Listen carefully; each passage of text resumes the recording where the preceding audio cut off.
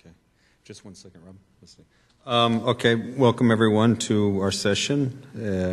This is climate meteorological applications for GNSS and remote sensing techniques.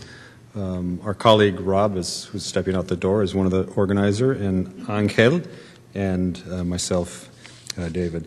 We'll start with the first talk. This is going to be methodological developments for remote sensing of water vapor, combining Raman lidar, GPS, and in-situ observations. Results from the DEMEVAP 2011 campaign. This is Olivier Bock.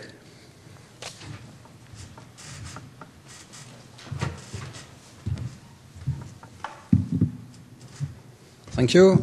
Good afternoon, ladies and gentlemen.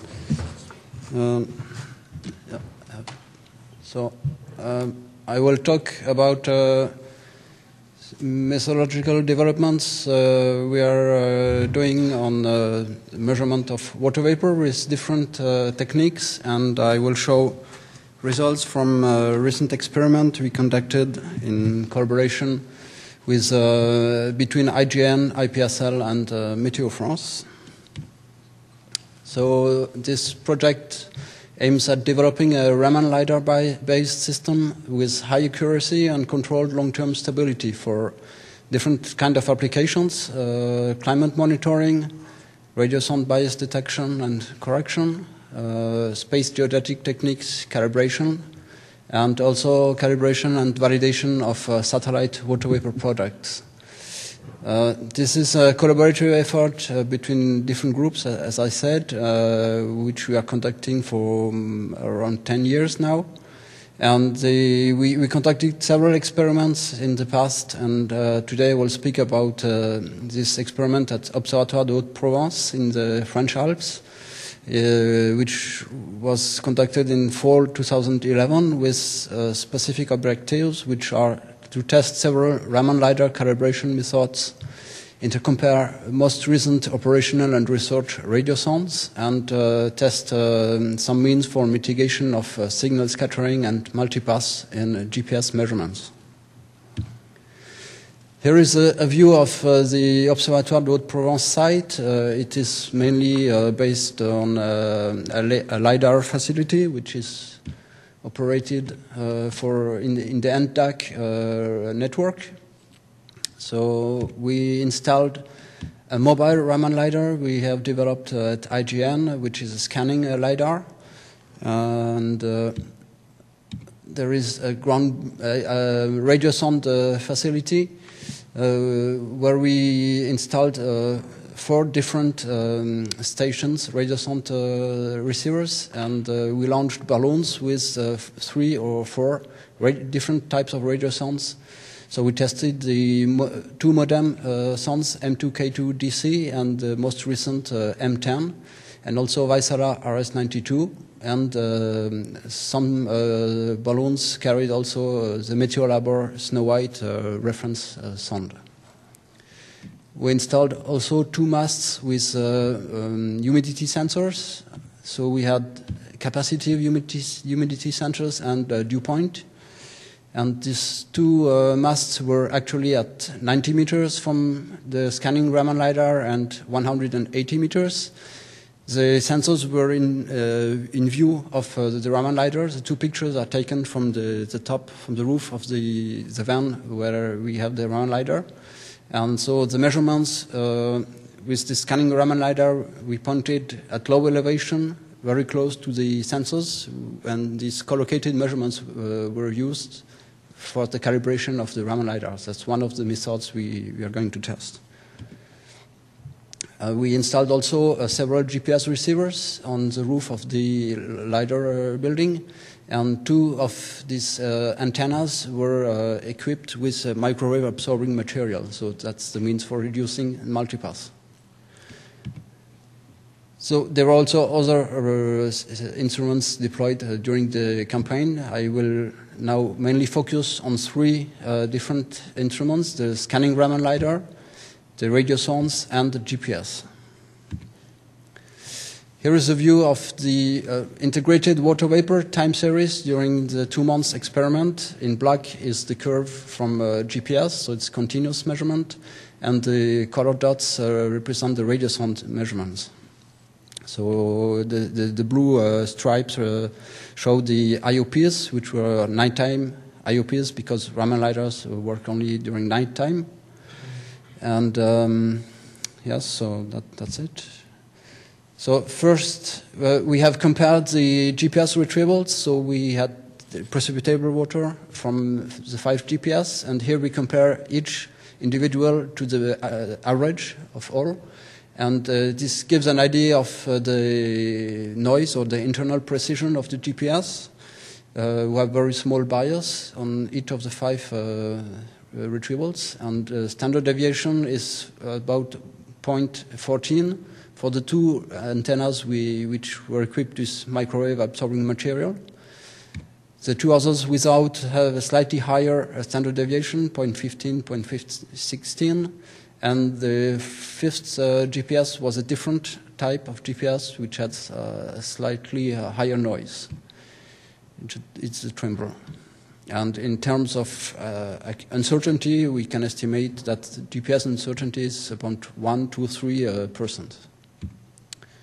So now using one of the GPS series as a reference to compare with the radiosonde integrated water vapor, we get results which are shown here. For the Vaisala RS92, we have a slight wet bias, which we assume is due to the radiosonde because we observed it also in other experiments, and it has been also seen from different kind of field campaigns from other groups. So 0.65 bias, and standard deviation is quite low in this comparison, below 0.7 kilogram per square meter. The snow white sonde has slightly larger wet bias, which is confirmed also from other experiments. And the 2 modem sondes have a larger bias and of opposite sign, so it's a dry bias, and larger standard deviation also. Here is a profile from simultaneous measurement on one balloon. The Vaisala RS92 is the red curve. The Snow White is the green one. If we compare these two, we see that there is a good agreement almost over the whole profile, except in some dry layer below 10% relative humidity, where the Snow White is slightly wet. And the 2 modem sondes in blue show dry bias almost everywhere of this profile. The lidar fits very well with the Vaisala sonde up to 6 kilometers. And actually the lidar was calibrated for this retrieval with the radiosonde data, but only in low layer, which is shown here, and the agreement is quite good above this layer also. So now I will speak about the LiDAR calibration methods we've tested. So the principle here is that LiDAR retrievals is water vapor mixing ratio. So the definition of water vapor mixing ratio is the ratio of mass density of water vapor over dry air, which you can express also as the ratio of the number densities of water vapor on nitrogen. So our LiDAR measures water vapor signal and nitrogen, which both are proportional to these number densities. So if we take the ratio of these two signals, we have something proportional to the water vapor mixing ratio. This is the principle of the LiDAR retrieval. So the signals are here, they are background corrected, and we have this proportional constant here, which we call the LiDAR calibration constant, or it's actually a slight function of the altitude. So if we want absolute measurements of water vapor mixing ratio, we have to know all these terms. They are differential terms, in fact, but we know some of them from lab calibration for the instrumental constants, for example, to 5 to 10%. This is the ratio of atmospheric transmission, which is now to 2 or 3%, and this is the ratio of cross-section, Raman cross-sections. So there is a major uncertainty of 10%. So from a priori estimates of these different constants, we have a first estimate of the water vapor mixing ratio with this uncertainty. So what we want to do is to calibrate this mixing ratio with a calibration factor, and our goal is to have this known within 3%. So we can use radio sound data over some layer and estimate this constant in a least square sense. The accuracy of the radio sound retrieval is, according to the manufacturer, about 5%. We can use also the ground met sensor, which has slightly better accuracy. And another technique is to use integrated water vapor measurements from GPS or from the radio sound.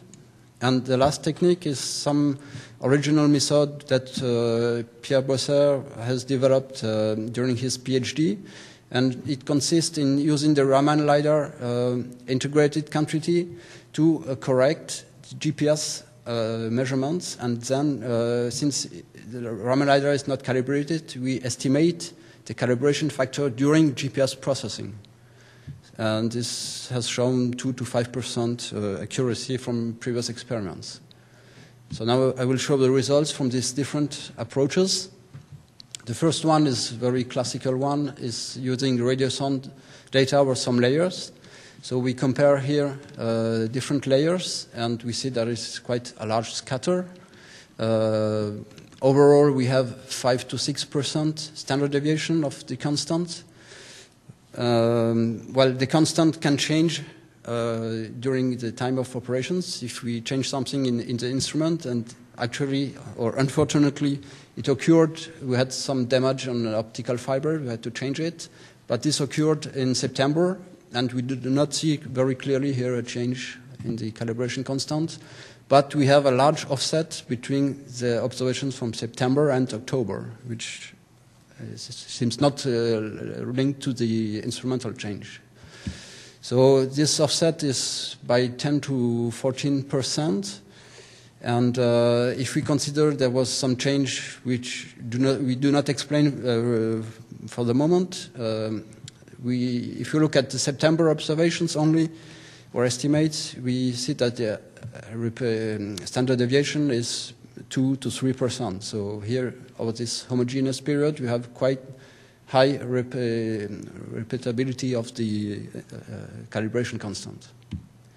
Similar results with the ground met sensor. Again, we see the offset between the two periods, but it's slightly smaller now. The scatter is also larger from these PTU measurements because we use point measurements instead of layers, so we have less accurate data. If we look again at September only, we have 4 to 5% standard deviation, which is slightly larger than from the radio sound data. The third method is integrated water vapor. Again, we see the offset between the two periods, and there's also quite large scatter. For September only, we have better than 4% now. And the last approach is using GPS processing. And here again, we have the offset. And the scatter for September is 4 to 5%. So it's quite consistent with the other approaches. Now, do we have really an offset here? If we look carefully, it might also look like a drift. And so we investigated possible reasons for this. And one of the reasons is that the temperature changed from September to October. And actually, the Raman backscattering cross-section is dependent on air temperature. And here are two plots for different temperatures. If we take into account this effect, the measured signal is the convolution between the cross-section and the filter transmission. So here we modeled the effect on a profile, and clearly we see that there is a large variation in what we assumed constant on the vertical, which is about 15% between the bottom and the top of the profile. And between September and October, we clearly also have some offsets. So if we correct for this effect, we reduce the offset by 15%, so it's not completely removed. And the standard deviation of the period decreases also by 11%.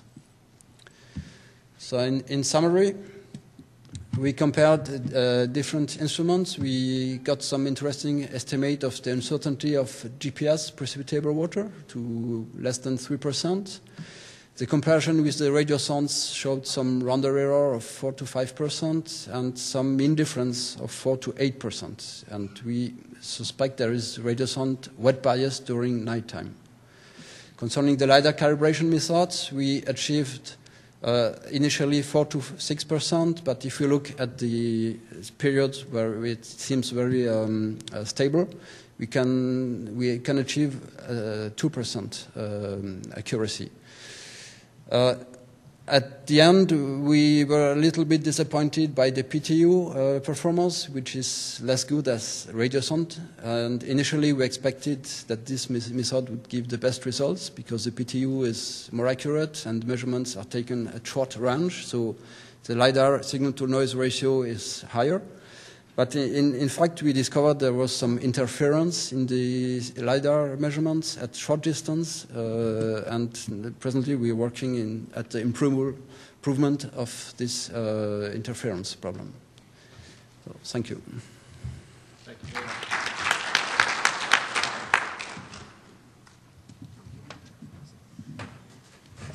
much. We have one missing talk, so we'll have time for questions.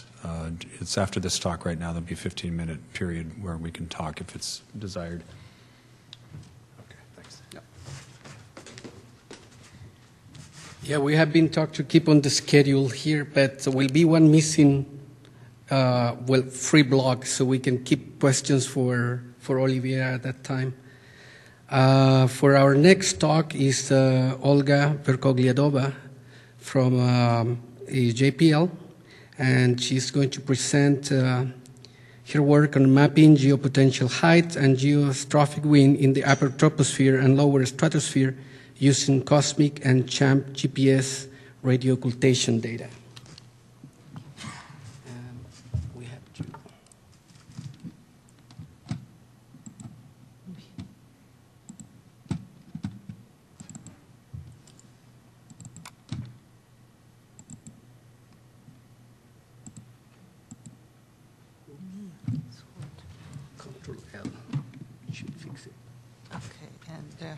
If I want to scroll, I go just like, okay, got it.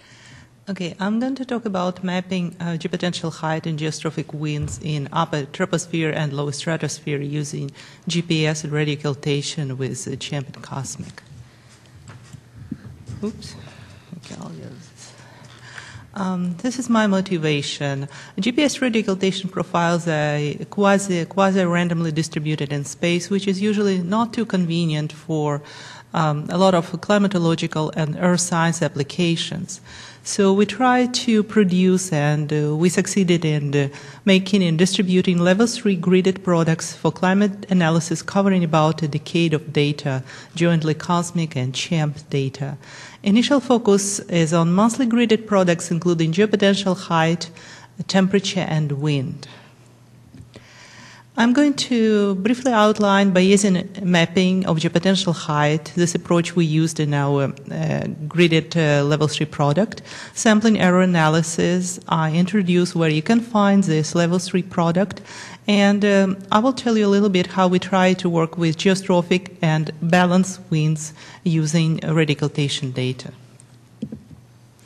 This is an example of Bayesian mapping, which was done using GPS MET by Leroy in '97.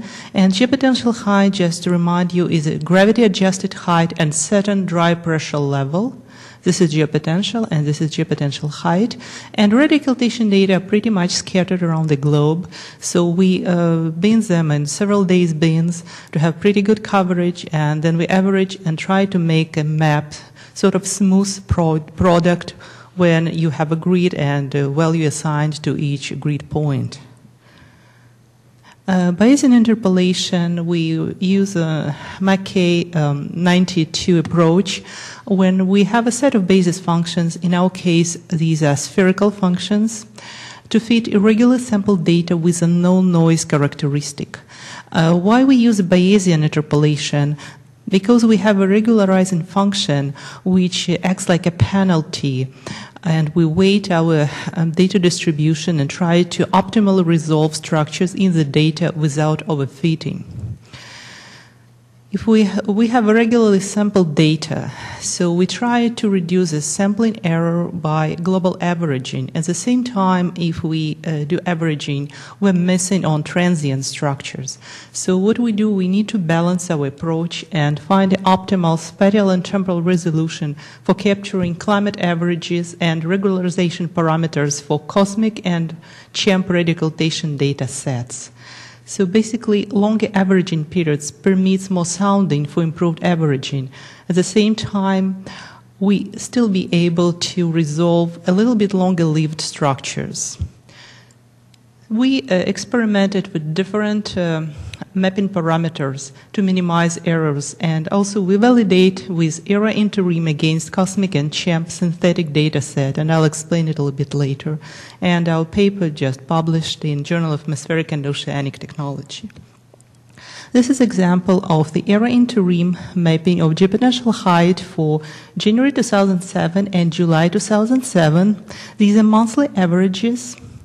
And geopotential height is in kilometers. And to the right, what we produced using CHEMP radiocultations for the same month and the same year. So what we did binning using 4 or 5 day bins, interpolation of radiocultation data using calculated mapping coefficients from Bayesian mapping approach. Then we averaged the maps, these 4 or 5 day bin maps over a month, and came up with gridded monthly data, which is plotted here. And you see that we can capture pretty much the large-scale structures. This is just an illustration. Then we worked with sampling error. We used a simulated synthetic data set, which is taken from error interim at idealized cosmic and CHEMP positions based on ephemeris only, and we picked up corresponding values from error interim and compared to the truth, which are the averages of error interim model. And here are CHEMP and cosmic data. A maximum degree of spherical harmonic 10 when we see we cannot really resolve the structures. And if we go up to 20, which is not shown here, we do overfitting of the data. So our analysis, and these are shown maps of standard deviation of monthly average errors at a height of 200 hectopascal dry pressure level, we came up with the idea that we need to use 14 maximum degrees of spherical harmonic, a certain value of regularization coefficient, and our error is less than 10 meter. And just to compare, we have usually geopotential height in a range from 9, 12, 15 kilometers, so that's pretty good. This is our level 3 version, 1.2 gridded radiocultation product, which covers CHEMP from April 2001 to July 2008 and the cosmic. And we provide for 17 dry pressure levels, monthly means temperature maps and monthly mean temperature error maps, the same for geopotential height, and number of radiocultation data points which comes into this estimate for each month of this 10-year span. And it's available through GNSS website as a GPL and FTP upload from also GPL website. This is Global Environmental and Earth Science Information System. We can also do mapping on request to different latitude longitude grid. It can be easily done, but we just don't provide them on a regular basis. So please experiment with the data. Next step will be to do wind climatology using GPS radiocultation measurements. Why is it important? When we try to understand climate change better, we'd like to understand changes in atmospheric circulation and particularly tropical widening. when a tropic expands, according to one of the estimates, 0.2 degree per decade, and according to other estimates, as much as 2 degrees per decade. We try to look at subtropical jet, try to locate it, which is usually a little bit above 30 degrees northern latitude. And to do this, we need to come up with our wind estimate. So how do we do this? We start with geostrophic winds. Geostrophic approximation is a horizontal wind in the lowest order. When pressure gradient, or in our case, geopotential height gradient, is almost balanced by Coriolis force.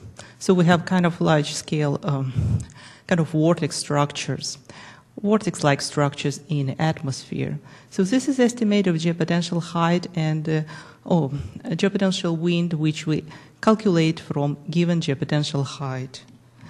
And this is example of geostrophic winds, and black lines are lines of a constant geopotential height for this 200 millibar or hectopascal dry pressure level, and arrows show the wind which is the strongest in areas of highest gradient. And we generally agree our estimate with era interim wind pattern, but there are difference up to about 10 meters per second and mostly in subtropical and tropical regions. So these two plots show geostrophic wind calculated from era interim estimates of geopotential height and 200 hectopascal pressure level. And on the bottom, we see era interim real wind, because it's not the same. And you see we have a similar pattern. This is just an area where geopotential approximation doesn't hold, so we don't estimate wind here. But there is a still difference about 10% in mid-latitudes. And we think it's because geopotential wind, geostrophic wind is not a real wind yet. There is other terms in motion, equation of motion. So these are differences between vector fields, era interim, between real wind and geopotential geostrophic wind. For January 2007 and for June 2007, you see a certain seasonal difference. And again, it's about 10 meters per second for this dry pressure level. So, okay, geostrophic approximation is applicable if divergent component of horizontal winds is negligible compared to rotational component. So we kind of we assume that we have small Rossby numbers, and Rossby numbers is defined by this. This is basically goes the divergent of geopotential, and this is a Coriolis force.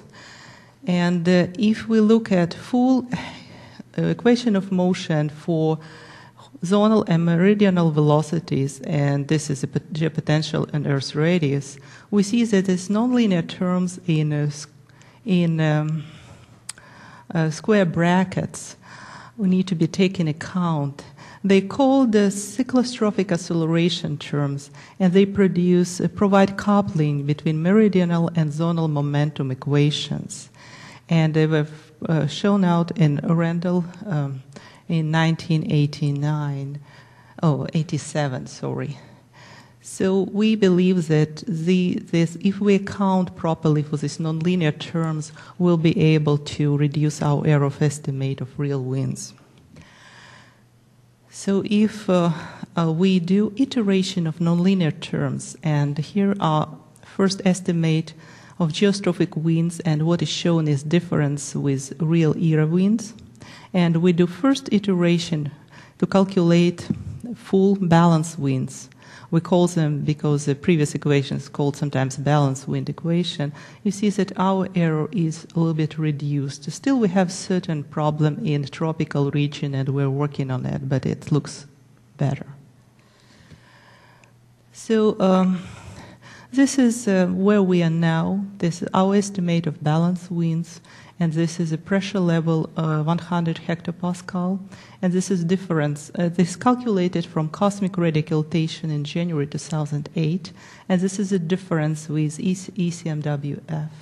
And this is pressure level 200 hectopascal, and this is a difference.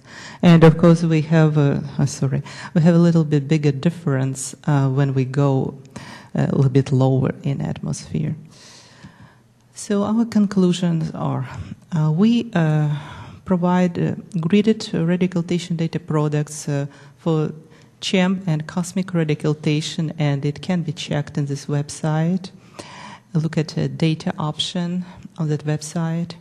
Our sampling error for geopotential height in tropics, about 2 meters for cosmic and about 6 meters for CHEM, and in mid-latitudes it's about 6 meters and 14. We are working on obtaining a record of winds in upper troposphere and stratosphere from radiocultation data. And we found out that in our attempt to calculate real winds, the main source of error is geostrophy. So difference between, so that geostrophic approximation is not always applicable, and we need looking into full balanced wind equation and account for non-Coriolis acceleration, especially in tropics, and divergent atmospheric flow. And we are on our way, and we believe that this study has good implications for climatological research. Thank you.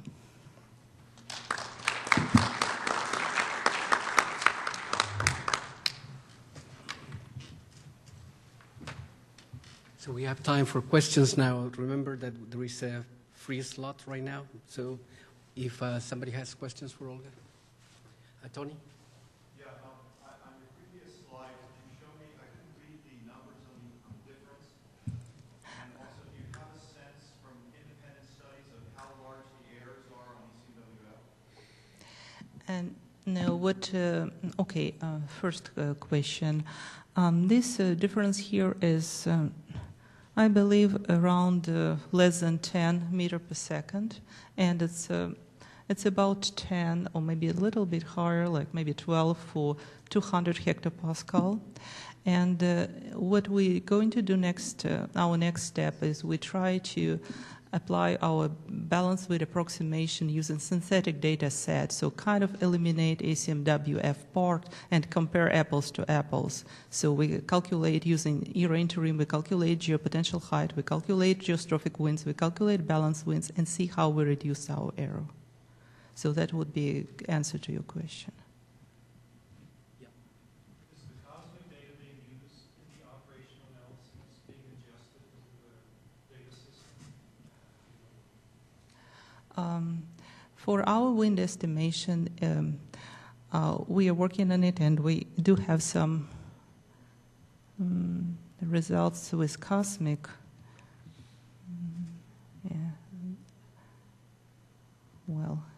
This one, So this is based on cosmic radiocultation, and so we do use them for calculation of geopotential height and atmospheric temperature. That's what in the data set, but for wind we just started working on it, and yes, we're using them.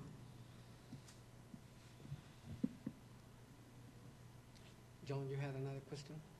Do you have, so you have a product for cosmic occultations and you have a product for CHEM occultations? Yes.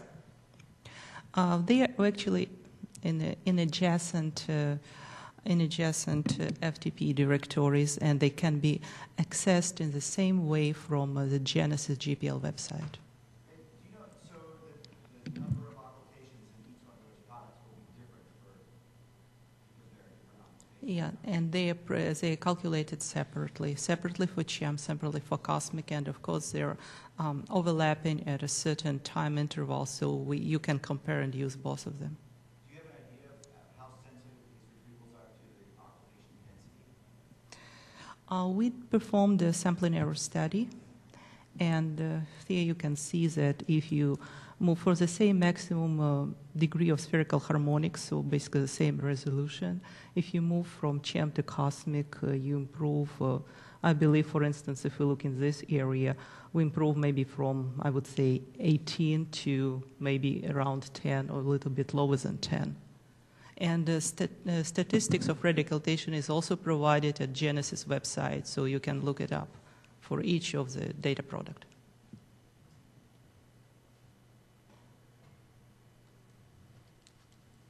Well, Thank you very much, Olga. Thank you. Let's thank our speaker again.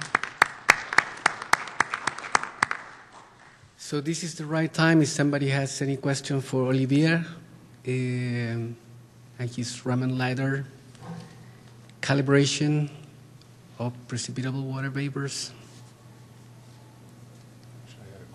You have a question? Yep.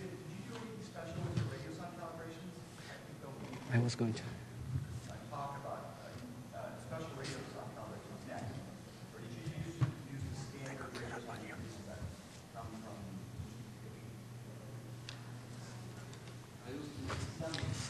Olivier, if you can hear, you know.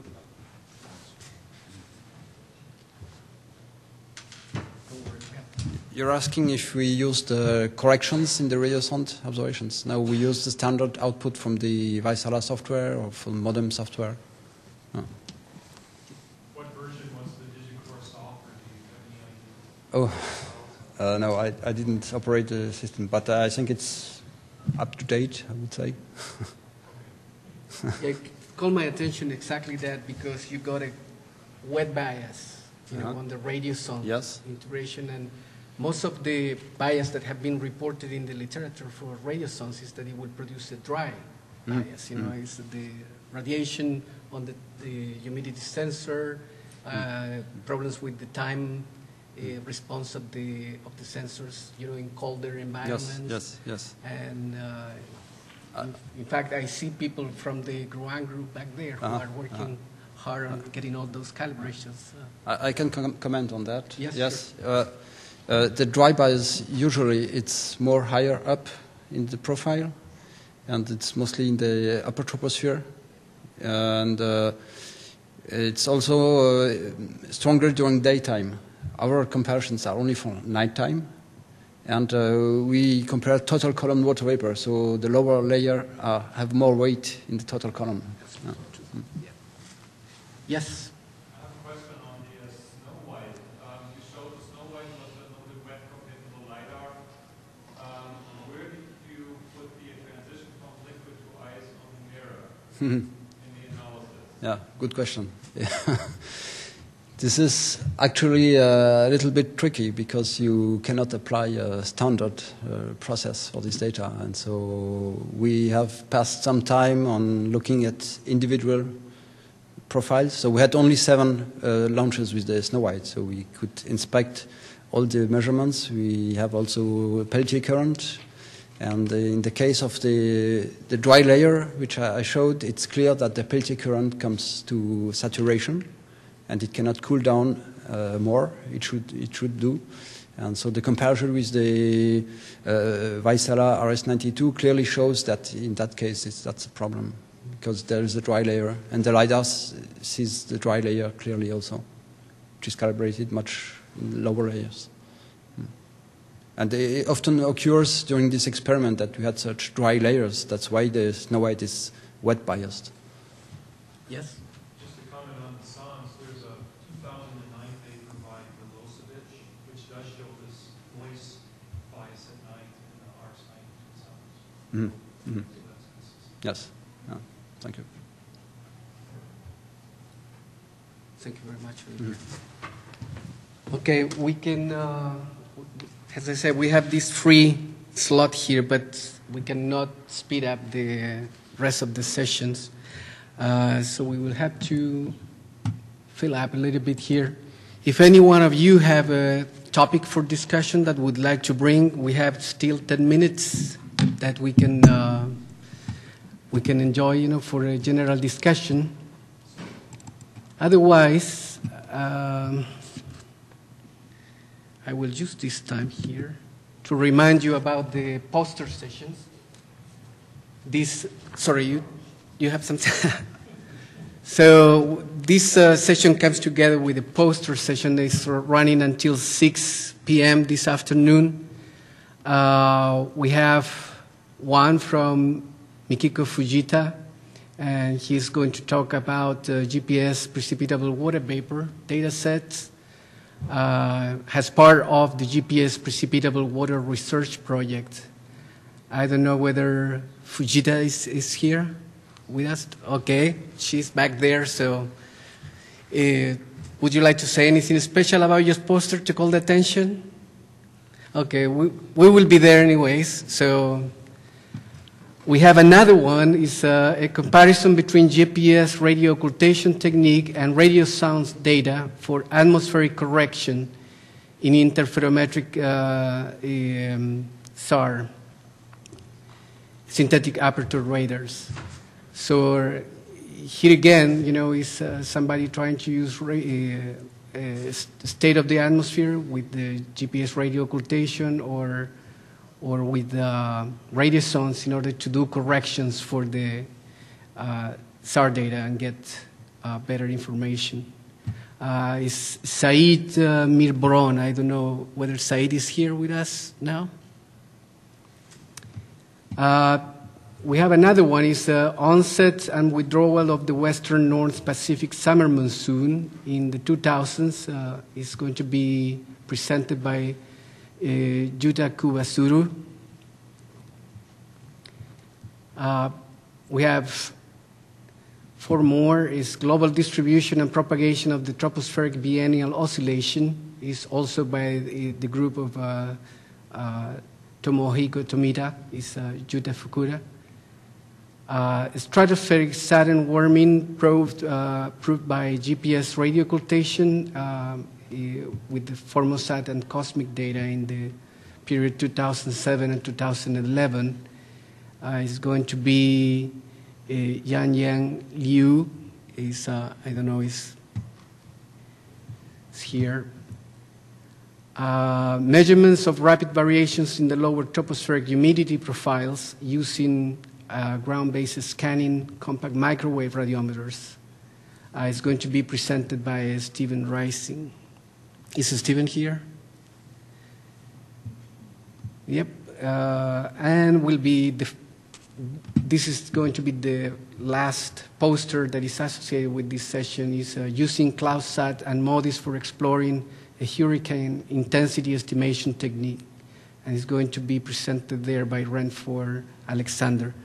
So is Renford here? Okay.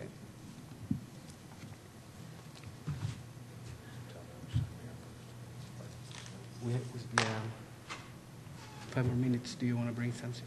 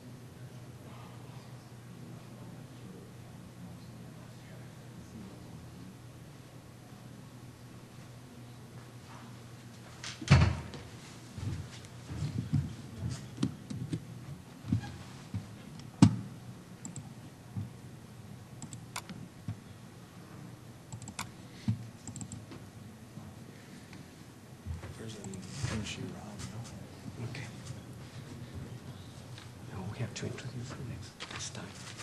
Okay. Did you do it? Yeah.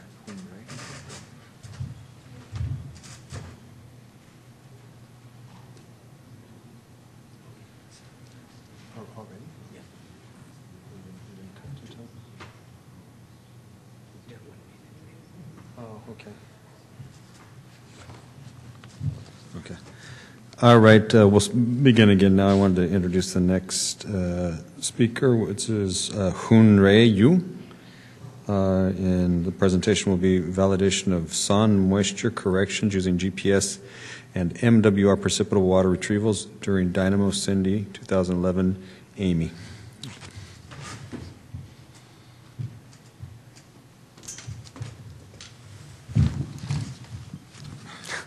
Good afternoon.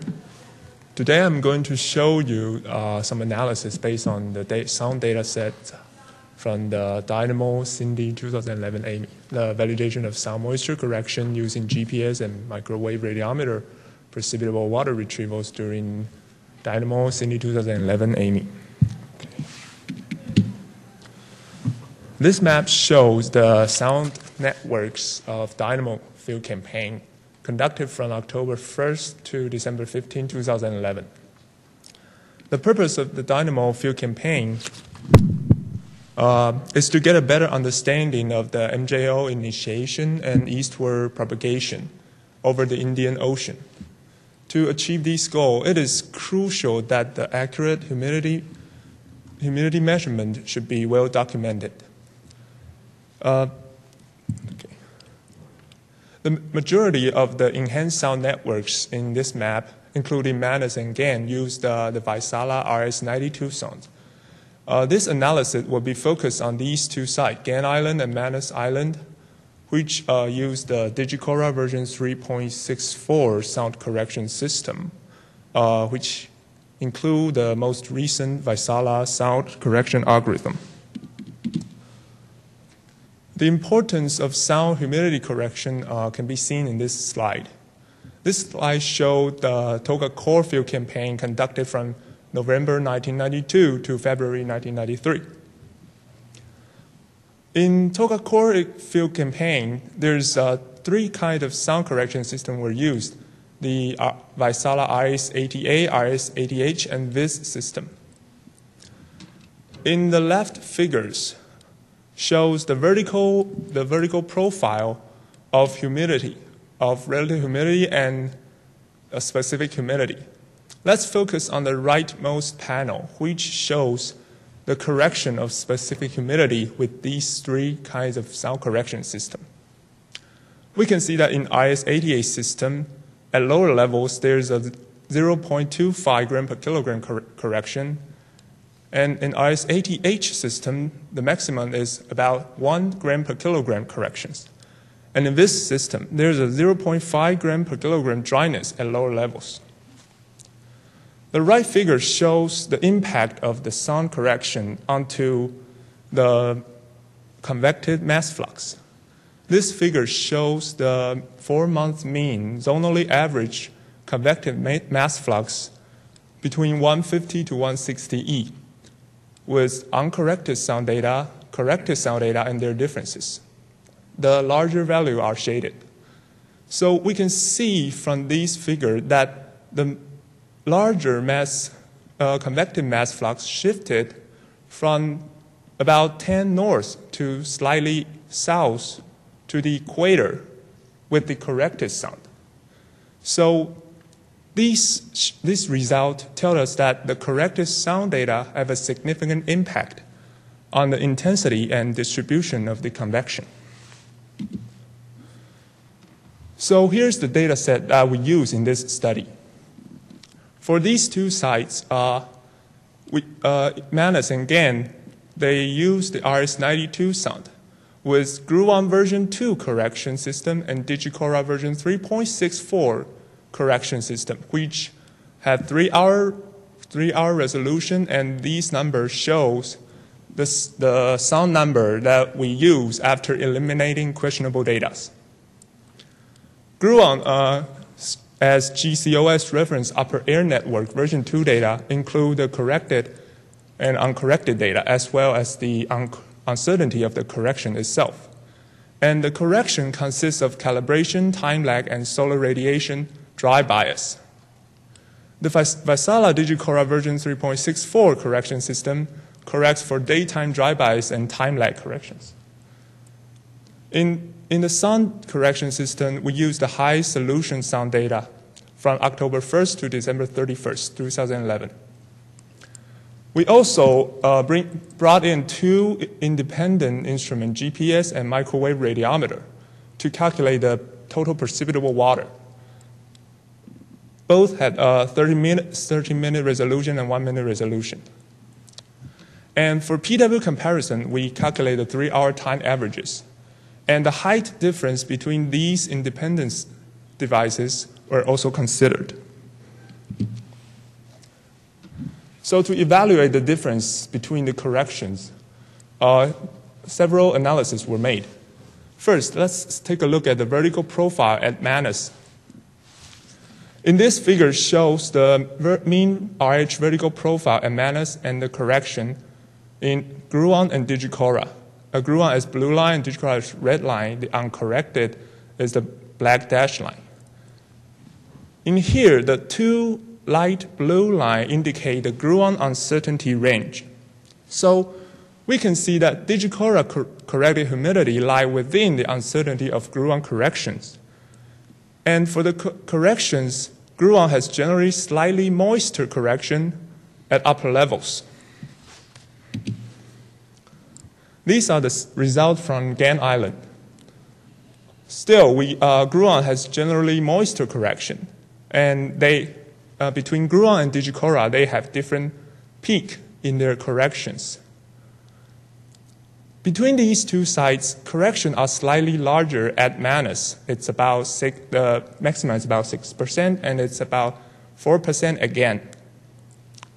And still, these differences between correction also lie within the uncertainty of Gruon. In the following analysis, we derive the total precipitable water diurnal cycle between 4 independent instruments. So the upper panel shows the total precipitable water diurnal cycle of 4 independent devices, and the light blue shading indicate the uncertainty of Gruon, and the light gray shading indicate it is nighttime at the site. So we can see that for the sound correction system, there's a slightly larger PW value during the night, except for 15Z at Manus. And also, the microwave and the both sound correction system consistent very well. And both microwave and Digicora lie within the uncertainty of Gruon. But for GPS, we can see that GPS only closer to other 3 devices during daytime, and there is a generally dryness in the GPS. The lower panel shows the difference between the correction system and the microwave. We can see that both Gruon and Digicora have higher PW during the night and lower PW during the day. These are the results from Gan Island. The similar results were found in Gan Island too. So still, the Gruon correction, Digicora correction, and microwave have highly consistent with each other, while GPS has dryness at all times. And also, still, the result of the differences between correction system and microwave are similar as in Manus. So in both two sites, we can see that the mean difference between microwave and both sound correction system are less than 0.5%, which is very well. And there's a dryness in GPS system at both sites. But we can see that the sound correction system do improve the consistency between the correction system and the microwave. So above analysis led us to a question that which independent estimate of PW is more reliable, GPS or microwave? This is an important question to be answered because if microwave is more reliable, then there's no further correction should be needed. But if GPS turn out to be a more reliable independent devices, then there is a moist bias in the sound correction system. Because in PW diurnal cycle, trends of gluon and digicora are highly consistent with microwave trend. The mean differences are less than 0.5%. And both gluon and digicora PW are moister than GPS, about 3%. So we considered the rain contaminant error in the microwave devices and made a comparison between microwave and GPS. This is how we do. We pick out the time-match data for each site and make it to 3-hour average and filter out the rain contaminant cases at every time with the following criteria. So if the difference between microwave PW and gluon PW is larger than 1.5 times the standard deviation of this difference, then we consider it as the rain contaminant cases. These are the result of comparison at MANUS and at GAN. The x-axis indicate the microwave PW and the y-axis indicate the GPS PW. In here, the blue dots indicate the cases that pass the criteria here, and the green dots indicate the cases that didn't pass. And the red line is the 1-1 line, and the black dashed line is the least square line of those cases past the criteria. So we can see from here that there's a generally drier in GPS system with microwave. And with moisture environments, the difference between these two are larger. Although the reason for these results are still unclear, but the results showing GPS dry bias relative to the microwave were also seen in earlier studies. So here are some concluding remarks. First, mean total precipitable water differences between corrected sound and microwave are less than 0.5%. Both correction improve the agreement between sound and microwave during daytime. At MANUS and GAN, gluon has slightly larger RH correction than digicora, particularly at upper levels above 0 degrees C level. And the differences are small relative to the uncertainty of gluon. In the diurnal cycle of PW show that both sound correction systems are generally higher during night, and both digicora and microwave PW lie well within the uncertainty estimate of gluon. Overall, GPS PW is about 3% drier than other estimates with larger difference at night. So last but not least, I want to give special thanks to National Taiwan University crew on this for their support on the field campaign and the research. And that'll be all. Thank you so much.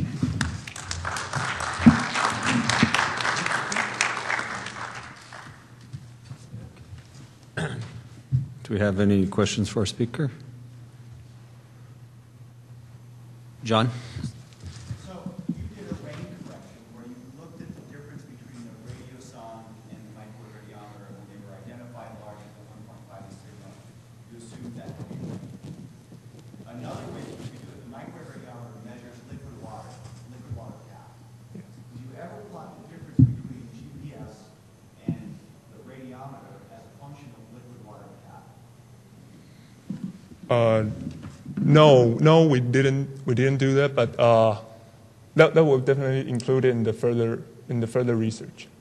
Yes. Because that might show you if there's contamination by liquid water cap in the radiometer. Oh, okay. Thank you.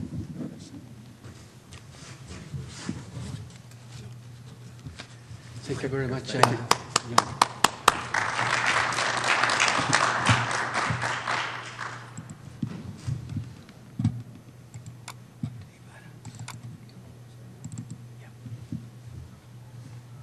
So it will be my duty to introduce Dave Adams.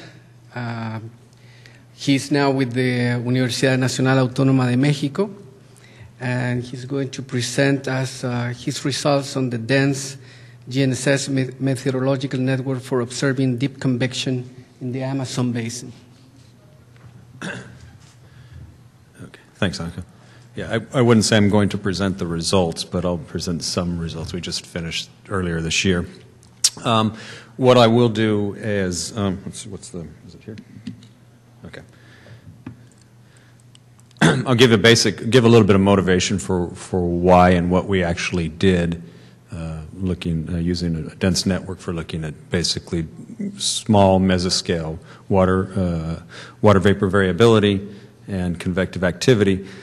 It ended up we made two dense networks, one that was basically a year long in the central Amazon, and another one that coincided with the GPM Chuva campaign in the north coast of Brazil and Belém. And then I'll give some very brief results of some of the observations that we've had from the dense networks. Okay, well, I probably don't need to really make too much of a point here, but in the deep tropics are dominated by vertical convection, which plays the important role in mass flux and energy flux and momentum into the upper troposphere. Likewise, there's a lot of talks that's been taking place in the last couple of days over the tropospheric layer. The intensity of convection is very important for transferring water up into the highest levels of the troposphere and into the stratosphere, and also chemical species. So we're very concerned about the intensity of convection. For example, how it could change under warmer conditions, for example, in the deep tropics, or more polluted conditions. Again, the amount of talks that are related to aerosols and cloud microphysics and things like this here at the AGU is really pretty impressive. But just regardless, not worrying about changing climate or more polluted climate, there's interesting physical properties of convection that need to be investigated and understood, again, being the dominant factor in the tropics. One of the things that we note is the tendency for convection to start out very small and to organize into lines and conglomerations and things like this. So it starts out at a very small scale of minutes to hours and then bumping up to a day, and from the scale of a few kilometers to hundreds of kilometers. If you guys saw the talk of Robert Howes the other day, he made this point that the ability of convection's ability to organize upscale is very important for transport processes such as energy and momentum.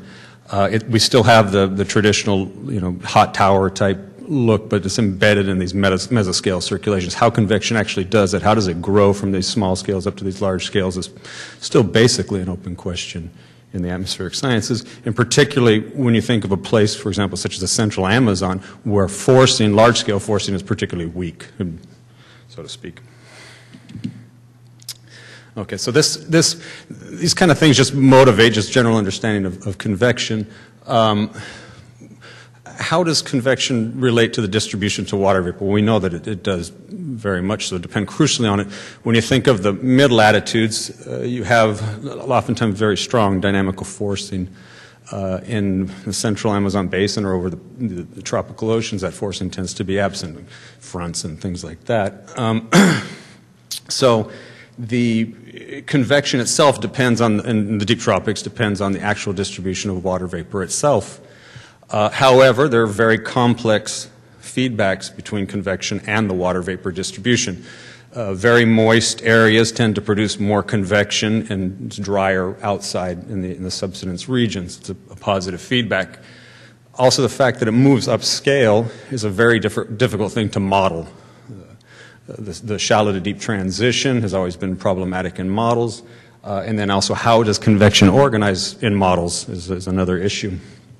Some of the things that have been pointed to in more recent time are the role of convective outflows, these evaporatively driven downdrafts in the shallow to deep transition, and also in convective organization onto the mesoscale. This implies that there's an inherent property within convection that helps itself organize.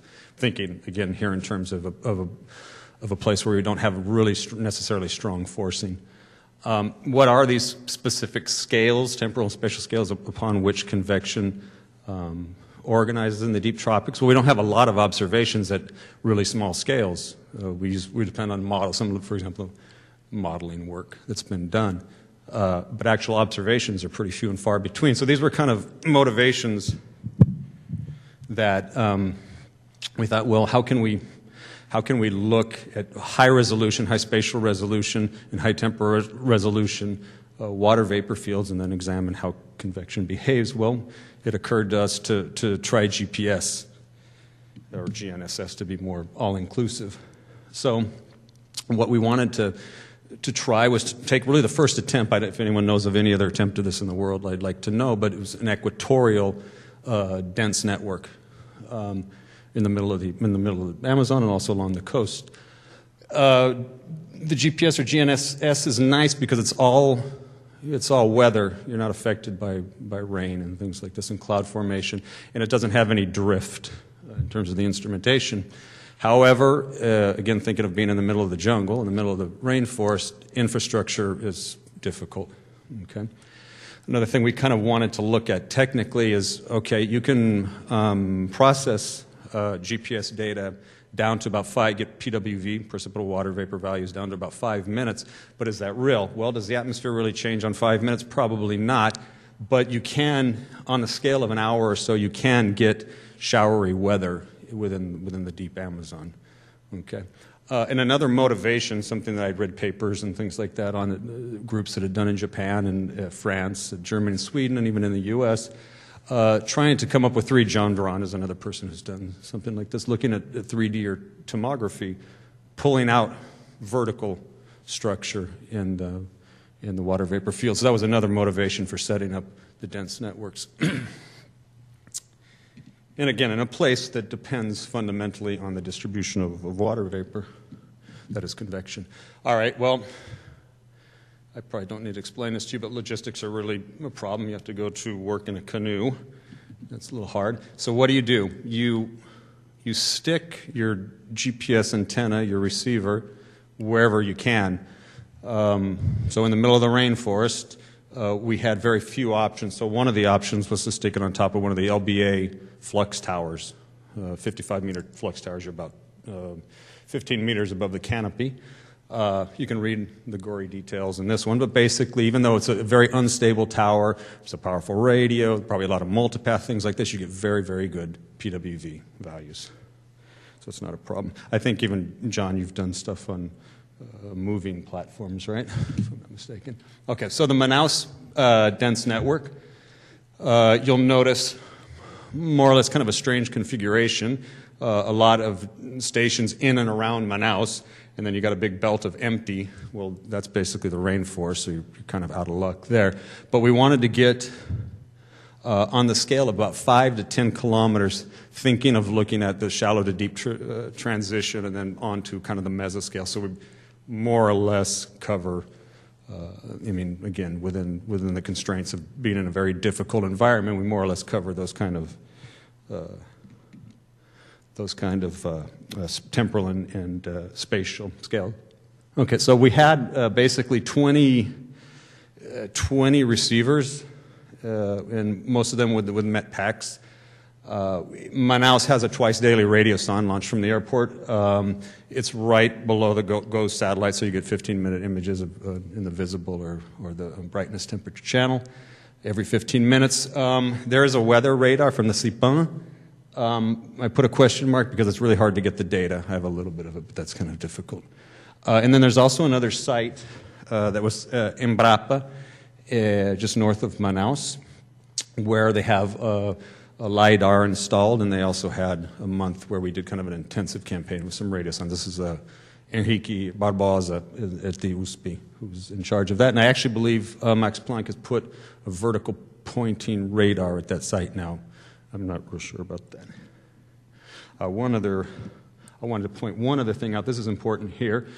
The DOE ARM mobile facility should be at this site. This was the site that we actually chose. We told them it would be a good place to locate it, so knowing that ahead of time, I went in and stuck a GPS there. So hopefully it's still there and taking data, and then in 2014, the ARM mobile facility will go there and put on their whole show. Okay. The Beleng network. This coincided with the Shuva experiment, which is part of the Global Precipitation Measurement Campaign. It's been around the world. Now they're doing in several places in Brazil. This was the one along, not a very nice map, but this Atlantic coast is right here. This is Belém, and this is the outlet of, I forget which river, it's not the Amazon. And so we set up another dense network, and we attempted here, because this is a sea breeze location, we attempted to set it up kind of perpendicular to the coast so we could follow convection. Okay. There, 15 stations with METPECs. They also have 3 radiosonde sites, 4 times a day, dysdrometers, microwave radiometer. There's also a CPON radar there too, but again, the data we don't know. And then there was an X-band dual polar radar, and plus a bunch of other equipment. And this, you can download this stuff if you're interested. It's actually a really, really pretty fantastic campaign. It lasted about a month. Okay, so what did we try to do? Basically, if you just look at the water conservation equation, if you say that the integrated term of the condensate is small, local evaporation is small, before precipitation, basically the time rate of change is the convergence of water vapor into the column. Okay, that's this here, pre-WV. You have cloud top temperature dropping when you get the convective event. Precipitation, if you're measuring it. The important thing here is to look at the drop in temperature associated with the cold outflow from the storm and the rise in the wind. So in cases where we didn't actually have precipitation measured, this will automatically give you the fact that there was a convective downdraft. There's no other way you can produce this type of signal in the deep equatorial tropics. Okay, so we did a very small climatology so far. And this, I think it was something like 200 or so, that is using the different stations, 200 or so events going in here. And what you find is when you look at convective events, you find 2 basic scales in there. You have an 8-hour scale, kind of the diurnal cycle, and then you have a very rapid scale associated with the convective event of about 3 or so hours. And again, you can see the basic behavior here. Okay. This, in theory, as we go along developing, should provide a metric. Models climatologically looking at convection should be able to reproduce these types of timescales. Okay. Also, another interesting thing, something we're working on, is to look at water vapor weighted winds. That is how water vapor is evected across. This was done with a radiosonde, but the idea would be able to use the actual dense network and pull out the water vapor weighted wind, just doing cross correlations between the station. That is, assuming you don't have a radiosonde available to actually calculate water vapor advection. Okay, typical convective event from the Manaus site, east-west propagating.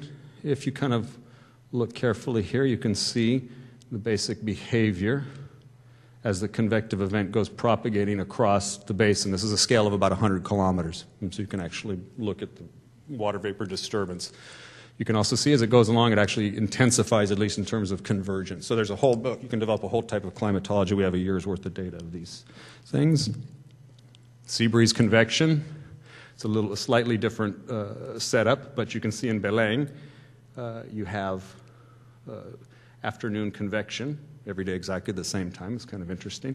And you can also derive water vapor convergence scales. This is with all 15 stations. It's a little bit ugly there, but you can imagine deriving time scales also from this. And, okay, what we're eventually going to look at as we process all the data and go, we'd like to look at the role of cold pools in actual convective organization using the signal that I pointed out earlier. We can actually attempt, given all the water vapor and liquid water that we have from the Shuva experiments, we can actually attempt to try to kind of close the hydrological cycle, looking at the diurnal cycle of convection over river versus rainforest. This is important because the guys at the Scott Martin and the guys going to bring the Go Amazonas, the DOE, they're very interested in how winds propagate or move across the river versus the forest, because they're interested in the advection of pollutants across the peninsula to the west of Manaus. Lots of people to thank. Rick Bennett from U of A, Rob, who's here, Seth and Kirk from NOAA, Luis Machado from Brazil, and Enrique Barbosa, and then funding. And UNAVCO in particular, if there's any UNAVCO people here, thank you for loaning me the equipment. Okay, thank you.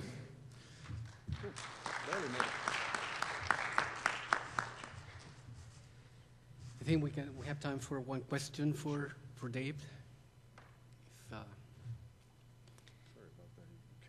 we thank you again. Okay, Dave. thanks. And you should introduce your invited speaker. Is it John already? Yes.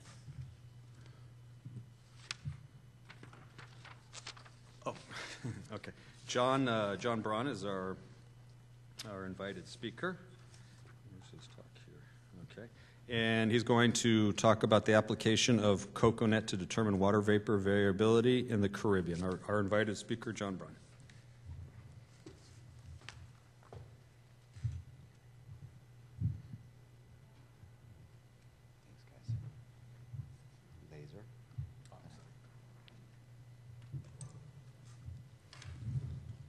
Thank you, everybody.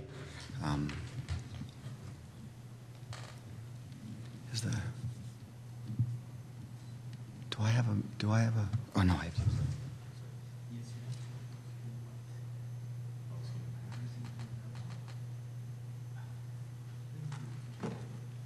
So how do am I going to? It's the same. Oh, it's the same one?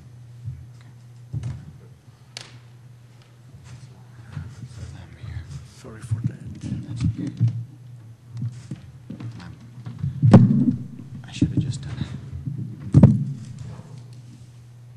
Okay. Thanks, everybody. So I'm going to talk about a project that hopefully you know about. It's called COCONet, the Continuously Observing Caribbean Observational Network, and the atmospheric parts of COCONet. So COCONet it's really a multidisciplinary research project that's focused on looking at the natural hazards of the Caribbean and Latin America. Those natural hazards are typically earthquake cycle processes and atmospheric hazards from droughts, from hurricanes, and heavy precipitation events. So it looks at basic geodynamic and atmospheric processes. It really, one of the main things of COCONet is that it's an open data policy. It's sort of establishing a standard of practice in the region to provide broad data for use among many different researchers, so that they can get their hands on it and get solutions out to address the hazards that are most significant to the region. It's really to provide synoptic scale. If you look at the ground-based stations, or the amount of ground that's exposed in the Caribbean, you have to sort of have a broad look at things, and that's the sort of the start of COCONet. And finally, we want to build some international capacity and develop some partnerships as we go along. So that's sort of the focus of COCONet. It's a 5-year project funded by the National Science Foundation. This is we're just starting year 3 of a 5-year project. So this is the grand map of COCONet as of December this year. It has 61, so the design will be to establish 61 new or refurbished sites throughout the Caribbean. Those are identified here as either orange or, either red or yellow sites and then take another 50 sites that have been installed previously by different institutions and incorporate them into the data process and compute solutions with all of those. Not all of these 50 contributed stations will have surface met, but we're working, or at least they don't have today have surface met, but we're exploring ways to provide met for all of those. So it's a pretty broad distribution of stations. We have sites on very small cays. The cays just south of Jamaica, Pedro and Morant Cay, I'll have some results there. There will be a site in Serenillo Cay, which is an extremely small place. The Colombians have provided us access to some very small pieces of land in the Caribbean. And then it goes up to some of these island processors, some of these smaller volcanic islands in the Lesser Antilles all the way up through some of the larger islands to the Greater Antilles. And I'm happy to say that we have just received permission from the Cuban government to put in a site in Cuba, so that is a positive development, and we're looking to that. And then to just sort of help constrain a couple of things, we have 2 sites that are in the Eastern Pacific, and those should help constraints for both the solid Earth and the atmospheric part of it. So the stations basically have GPS receivers and MET sensors. And so the MET sensors measure pressure, temperature, relative humidity, horizontal winds, and rain. So they sort of provide a nice data set, surface measurements for a number of different meteorological applications. They have, here's a GPS antenna, here's the site. This is in Isla de San Andreas, Colombia. And then this is a site in Curacao. Here's a GPS antenna, MET pack up on top. So there has been some discussion about what really the quality of these rain gauges really are. They have they're not a tipping bucket type of rain gauge. They are a pressure transducer on basically a little drum head on the top of the instrument, and it measures rain by impact onto the top of the head. And there's some concern about whether these rain gauges are accurate or not. And there was Jeff Bosser from the Oklahoma Mesonet. Bought a pretty large number of these and was comparing them to all of their standard tipping buckets. So each one of these little instruments or each one of these A's would be one of these Weissla and MET sensors, and they compare them against a bunch of different gauges. And they have a nice comparison here. I think that these are the WXT and the rain gauge. They had a little bit of if they applied essentially a general calibration of they scaled the WXTs up by about 0.2, and the slope of these rain events looked quite nice. And this is over essentially a year's worth of rain, and that's, I think, an interesting thing, or a positive statement about the quality of those observations. So just to show you an example of sort of one site, this is Pedro Cay, Jamaica. This is about 150 kilometers south of Jamaica, a very small, basically 1 square kilometer piece of limestone or coral coming up out. The Jamaican Defense Ministry has a little area here, and there's a fishing lodge here in case you're looking for a place to take a holiday.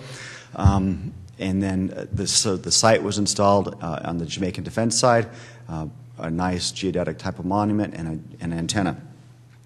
And so it just so happens that at this point, Tropical Storm Sandy went from a storm system into an organized system essentially right where these sites were. So this would be Morant, or maybe Pedro Cay and Morant Cay, I don't quite remember which ones. But this is hurricane, this is the GOES IR image. Each one of these little numbers is the location of a GPS station.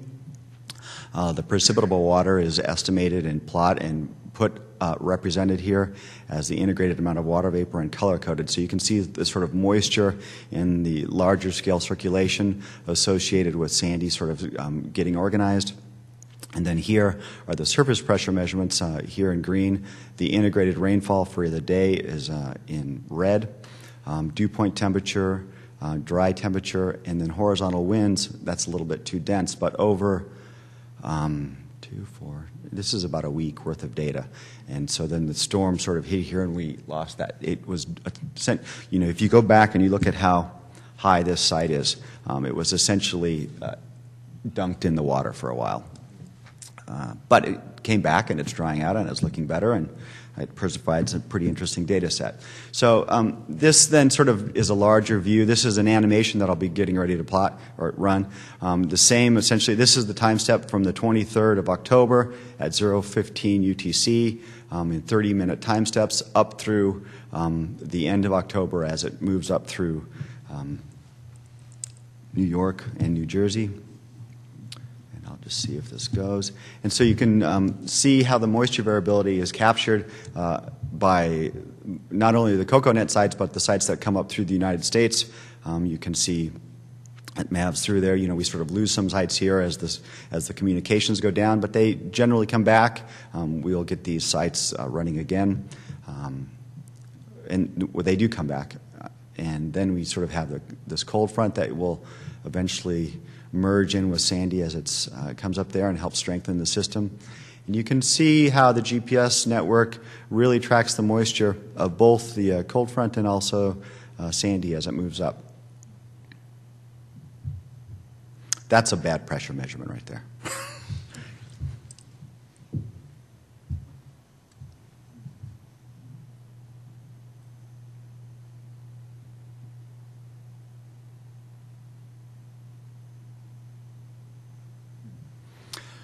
So Sandy is sort of a demonstration of how one of the goals of COCONet is to sort of look and see what the moisture variability is associated with hurricane systems in their genesis and evolutionary stage. I think that the next slide is the right one. And so we had a SOAR student come to UCAR for a couple of summers, and she did a lot of research. And she looked at how integrated water vapor was measured from the existing COCONet stations from 2007 to 2010. And over that time, there was approximately 40 storms of strength from tropical storm systems up through Category 2. We looked at up through Category 5, too. And what she did is she basically took a Lagrangian look at these storm systems. So this would be the eye of the composite of all of these storm systems. The eye of the storm was taken from the National Hurricane Center best track. And so the distance from the eye of the storm to the GPS location was computed and out to basically about 1,000 kilometers. So this is the averaged center of approximately 40 storms. And each one of these dots is the GPS minus GFS analysis of. No, this is not the difference. This is the GPS precipitable water vapor over that sort of ensemble set of storms. So you can sort of see that you have an increase in moisture around here, and you sort of have you can sort of see that within the inner 200 kilometers, say maybe 300 kilometers, you sort of have integrated water vapor of about 60, and sort of on the sort of outer scale, you sort of have integrated water vapor of about between approximately 30 or something. And then so she plotted these, she then computed what the GFS, so what the model analysis, global analysis would have for the water vapor at that time. And she plotted that as a radial distance from the center of the storm. So we looked at all of the storms. So the ones where we really have statistics are these Category 0 and 2 storms. There weren't enough stations for us to really make statistical conclusions out of Category 3 through 5 storms. But essentially, as we go along as a radial distance from the storm, we have a percent air and precipitable water vapor. And so that in general, outside of about 150 kilometers or so, that the GFS model was slightly wet with respect to GPS. So it would be wet by about 2%, 2 or 3% it looks like here. And then we have, these are the number of counts we have. So we don't have a ton of counts within 200 kilometers, but you know, this is a pretty robust, and these are in, I think, 50-kilometer bins. And then we sort of have the difference between GPS and GFS analysis within the sort of inner 150 kilometers. And you can see that that error changes sign so that the GFS actually becomes dry at that point. So I think that this is an interesting thing, and you know, you have to take into account the resolution of the GFS analysis field, which is relatively coarse. But I think this is telling you that maybe the outside environment of the storm might be a little bit wet in the GFS, but maybe the inside might be a little bit dry. Another thing that you can do is some of these sites that have been running for multiple years. This is the COCONet site, or the COCONet map, and then this is a composite of two things. This is over from 2007 to 2012. The Reynolds sea surface temperature here in red, plotted on the right-hand side of the column. So this is Reynolds sea surface temperature, a daily value, and then the blue is the daily precipitable water from these sites. So this would be Barbados. This would be Boggy Peak, which is since 2008 called Mount Obama. This is Isla de San Andreas right here, and then this is Roatan, Honduras here. Roatan is currently undergoing an upgrade. It will come back online here shortly. And so you can sort of see that there's from first order, there's clearly a coherence between what the sea surface temperature is doing and what the water vapor is doing. You know, you sort of have to and I think that what we're doing here is we're trying to figure out really what is the strength and correlation between sea surface temperature and integrated water vapor above it. And so how much of this variability, clearly a significant amount of this variability is advection through the atmosphere. But how strong is integrated water vapor related to the point measurement of sea surface temperature there? And I think that is we're over a number of years, I think that we're starting to think about making some analysis, more sophisticated analysis of what we have here. So in summary, COCONet is continuous, providing continuous observations of surface met and integrated water vapor throughout the pan-Caribbean Latin American basin. We've done, I think, a fair amount of work with the stations that have already been existing. They provide insight into model airs and around tropical storm systems. They also have the ability to look at the coupling strength between the atmosphere and ocean. And they have lots of other applications that are a little bit broader than what were just presented here, including data assimilation studies, looking at climate processes, looking at the diurnal variability, looking at sort of monsoon systems with the Andes, and moisture transport across the between the Atlantic and the Pacific, or between the Caribbean and the Pacific. And I'm sorry that I don't have something exciting to show somebody here about that. But I would just sort of say, you know, one of the parts of COCONet is to sort of foster this international training and sort of collaboration. And so the National Science Foundation has stepped up and they have sponsored a Pan American Advanced Studies Institute. And so it will be on atmospheric processes in Latin America and in the Caribbean. It will look at observations, analysis, and impacts. And it will be from May 27th to June 7th in Cartagena, Colombia. So we have it's for early career scientists. So if we have early career scientists here, I encourage you to take a look at this. We have quite a robust collection of lectures, and so we have a number of topics that will come up. And this is considered to basically be a summer school on processes that are important to the region. Okay. Thank you, John.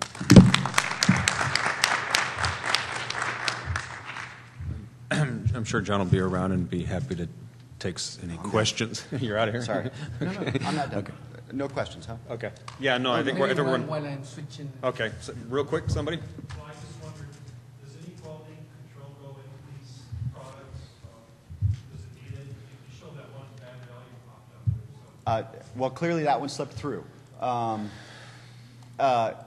We do quality control, but that one made it, that one, you know, that was an erroneous pressure error of more than 100 hectopascal. I'm not quite sure. That one caught me off guard. We have to look and figure out what that. Yeah. But you know, it's basically the same sort of it's the same processing that was done in Dynamo. So the quality is there. They should be high quality. Thanks, John.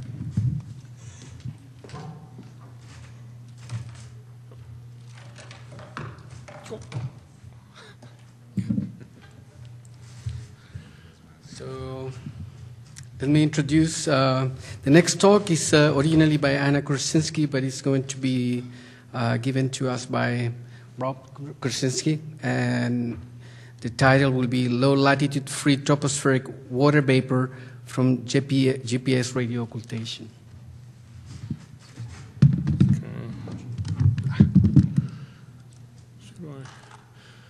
Okay, my wife Anna couldn't be here, so I'm giving this talk.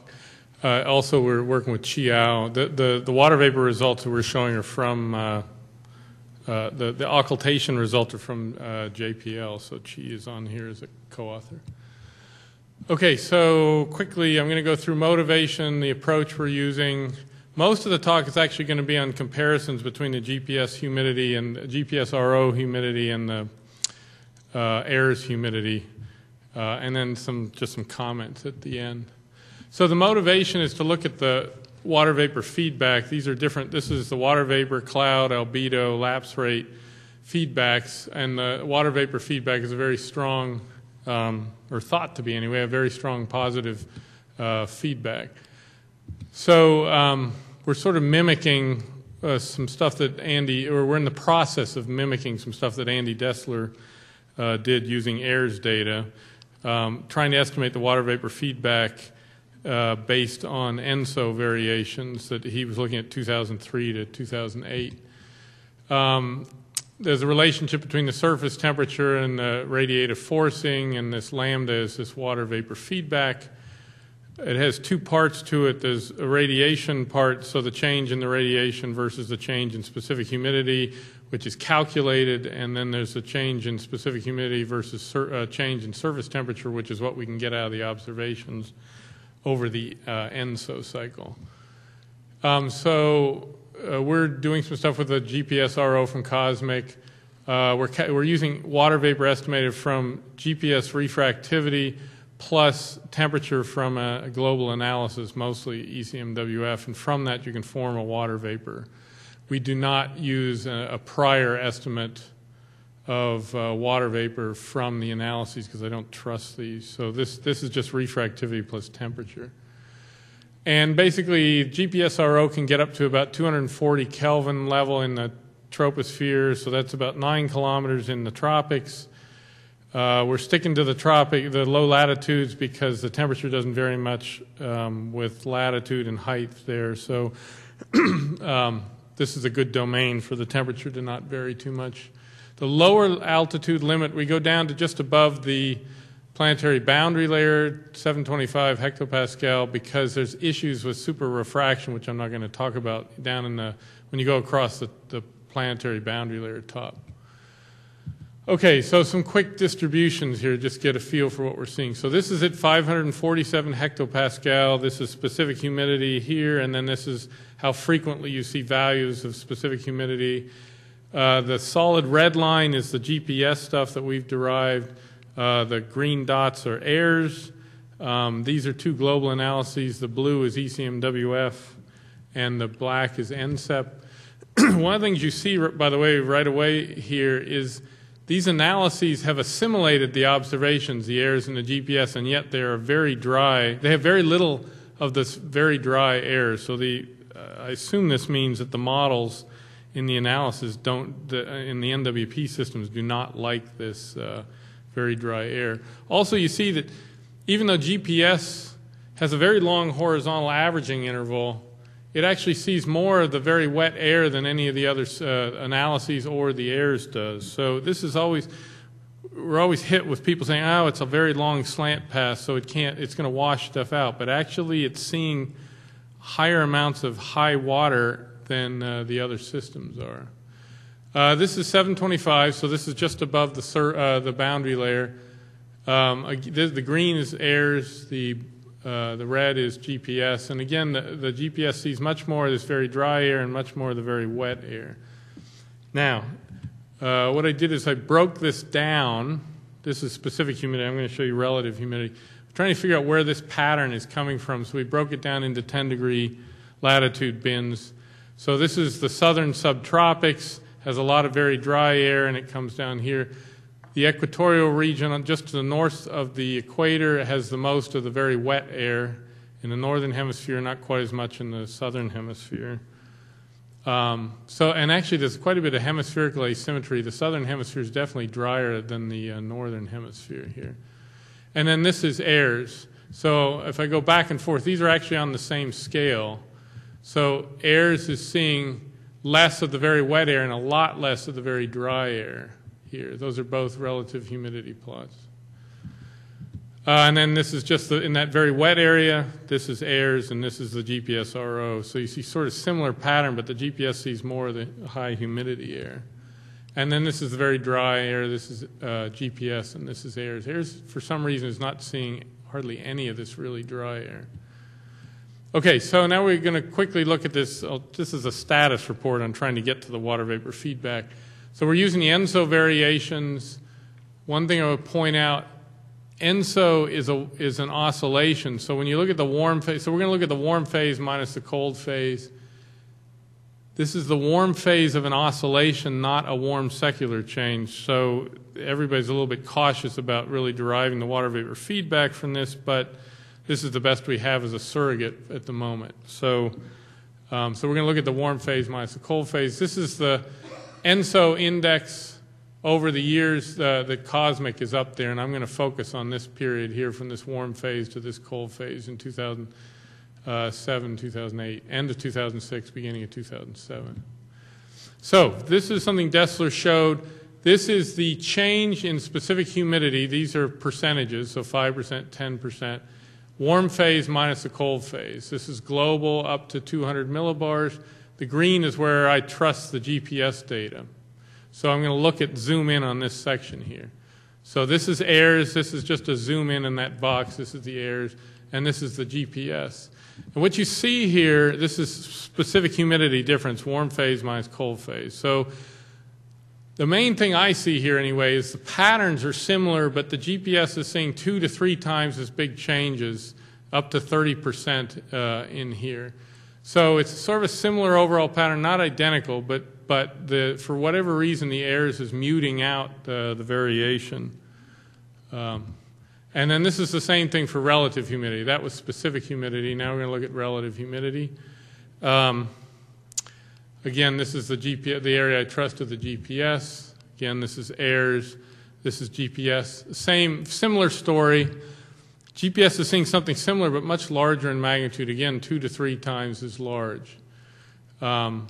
This is the dry area, and it gets drier. Dry area, and it gets drier, and the wet area, and it gets wetter.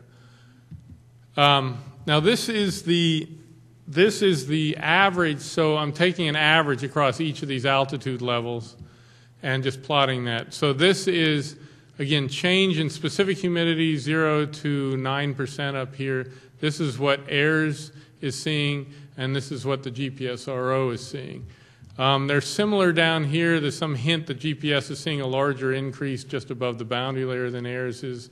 They're sort of similar here. GPS is a little bit drier. And then there's this big difference right here between 400 and 450 millibars, where the GPS is seeing almost no change in the average across the latitude bands, whereas the airs is increasing. And then just above there, GPS sees a rapidly take off as airs is seeing. So again, this is the increase in specific humidity of the warm phase minus the cold phase, averaged over 30 south to 30 north. And this is a similar plot, but for the relative humidity. And so 0 is over here. So the relative humidity is actually going down in the warm phase. This is what airs is seeing. GPS is seeing a stronger version of this. I'm not sure what else to say about this. It's just a much stronger effect in the GPS results than it is in the airs results. Now I wanted to compare this to the observed OLR, because what we're after is climate change. Now, eventually, what I'm going to do is take these changes in specific humidity and multiply them by a radiative kernel, doing what Dessler did to figure out what the top of the atmosphere fluxes should be doing due to the changes in water vapor. But one thing I can do quickly is to just look at the changes in water vapor, which is this is the total water vapor above the boundary layer. So it means precipitable water in the free troposphere versus latitude. So this is 30 south, this is 30 north. The blue is the warm phase, the red is the cold phase. And you can see, for instance, there's more water vapor here in the warm phase than there was in the cold phase, but here you've got a higher water amount in the cold phase. And here you've got a higher water amount in the cold phase. So here the water vapor went up. These pluses mean the water vapor went up. Here the water vapor went down in the warm phase. This is what the OLR is doing, the outgoing long wave radiation. And it's doing qualitatively what you expect. If the water vapor goes down, the radiation ought to come from deeper in the atmosphere, so the OLR ought to go up. Here the water vapor went up, so the OLR went down, although not by a lot. Here it's anti-correlated as well, but in this one, the water vapor went up and the OLR went up. So something funny is going on in this latitude band. And so just looking at these plots of, so this is the specific humidity plot I showed before. This is the relative humidity plot I showed before, and I've divided these up into the same sections here, these same latitudinal sections, just looking to see what so this is the total water vapor above the boundary layer. This is specific humidity now above the boundary layer. This is where the water vapor is going down when it gets warmer. The OLR is going up. The water vapor is going up here, and the OLR is going down. Water vapor is going up here, and the water vapor is going down here, and the OLR is going up. This is the funny region in here. The one thing that I see, this is all a work in progress. The one thing that I see here is that the relative humidity, even though the specific humidity has gone up here, the relative humidity has actually gone down up here, and it may be something in here that's causing the OLR to go up. And I don't know if that's the water vapor itself or if that's the cloud decreasing. If the relative humidity is going down, so the cloud amounts may be going down up there. Now I'm going to show you plots right here of what's going on this level. These are distribution plots. This is interesting to see. So the warm phase is the red, the blue is the cold. One of the things you see here is that this is specific humidity change. At the high specific humidity amounts, the amounts went up in the warm phase here, and there's some other stuff going on down here, but I was looking at this, so you can see the specific humidity amounts went up when it got warmer in the warm phase. But the relative humidity went down here. So the relative humidity is actually decreased in the warm phase. One of the things that this may be telling, the reason that AIRS is seeing a more muted signal from the ENSO variations is there's a lot going on out here in the high end which AIRS doesn't measure very well. And I'm suspicious that's why AIRS is seeing so much of a muted signal. So, in conclusion, basically, GPS sees a wider range of water vapor variations than AIRS, particularly at the extremes. I mean, it's just seeing higher percentages of wet and dry air. Over the ENSO cycle, it's also seeing more change than AIRS is, and much of the change is in the extremes.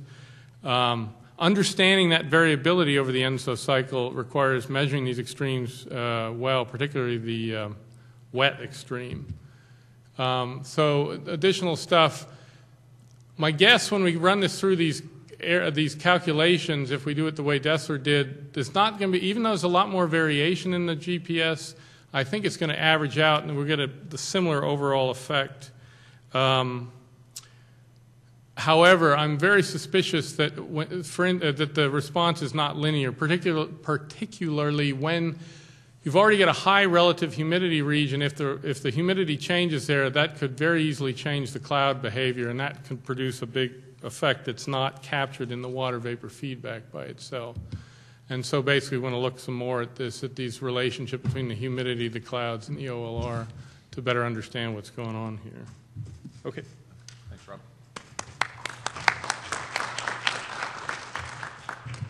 Okay, we're going to change speakers now.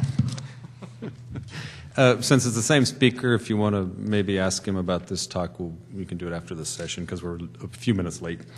Okay, so now Rob is actually going to give his own talk, and it's the Adams Radio Occultation Climate Remote Sensing System.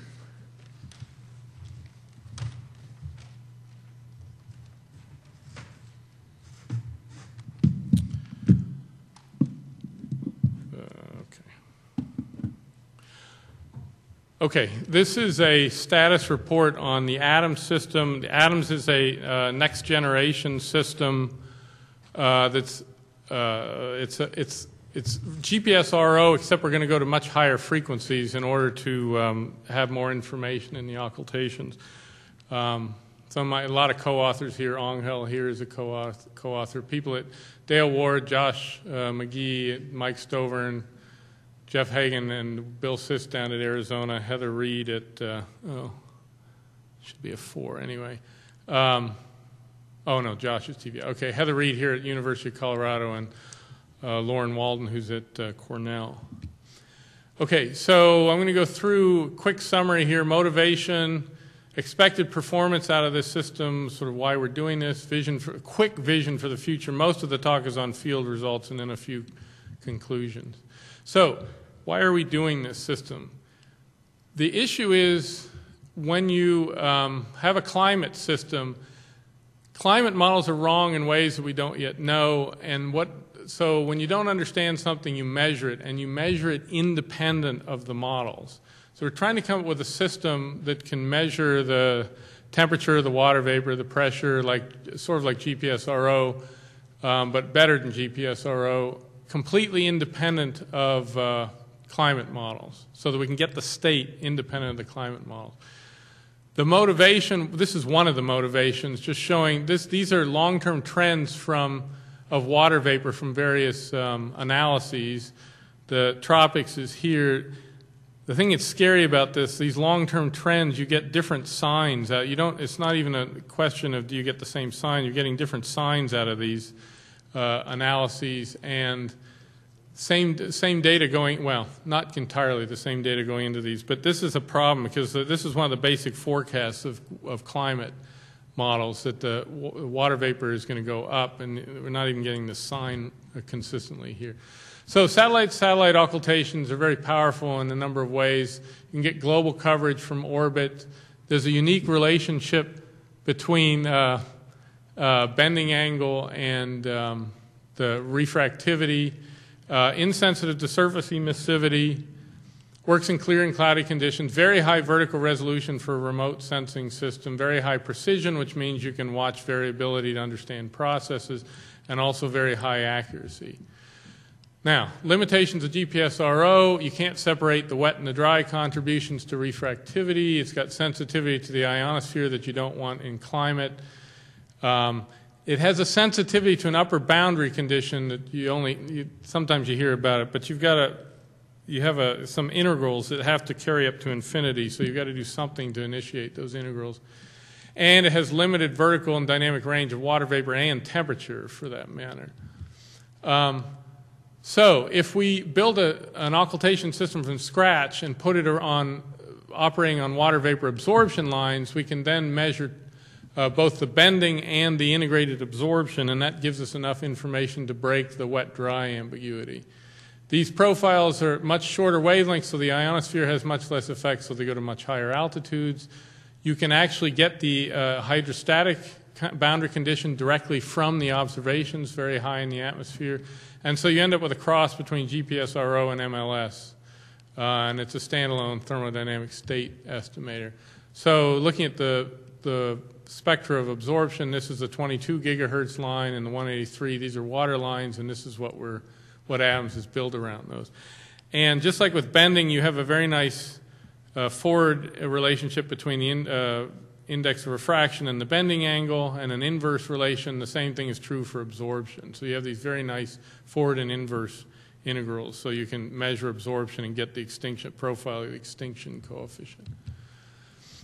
Key point here is to make this thing work, you want to do it differentially, so you put one tone on the absorption feature and one tone off, and then measure the differential absorption between the two, and that gets a lot of common mode noise to cancel. And so this is a quick summary. GPSRO basically gives you temperature and pressure here and water vapor down here, whereas ATOMS will extend down to near the surface up to into the mesosphere in terms of water vapor and temperature and pressure. Also ozone, upper troposphere into the mesosphere. And actually, we haven't done much with this, but it'll also measure line-of-sight winds from the mid-stratosphere on up. Temperature, this is water vapor, so this is 1%, 10%. So basically profiles throughout most of this region between 1 and 3% up into the mesosphere. Temperature extends very high, so this is 0.4 Kelvin right here. It doesn't do quite as well in the tropics, but it's very high vertical range. Also, another key feature is we figured out how to get rid of the effects of clouds. It hurts us by about a factor of 2, but you can probe right through the clouds. I'm going to show you some initial results from mountaintops. Again, I made this point before. Even though it's a limb sounder, according to GPS, we're actually seeing a wider range of variability with GPS than we are with airs. And so even though it's a limb sounder, it should actually capture quite a range of behavior. So we worked on the theoretical. We're still working on theoretical development, and we're working on a ground demonstration. Still trying to get into an aircraft. We need more funding to do that. We got to modify the instrument a bit, and then eventually a satellite demo and a constellation of microsatellites. It's going to go into the nose of a WB-57. This is what the instrument looks like today. We're going to modify this a bit, actually, before it finally goes in there. One thing I'll mention, turbulence is very important. Just like you get twinkling of a star at these short wavelengths, you can get a lot of twinkling.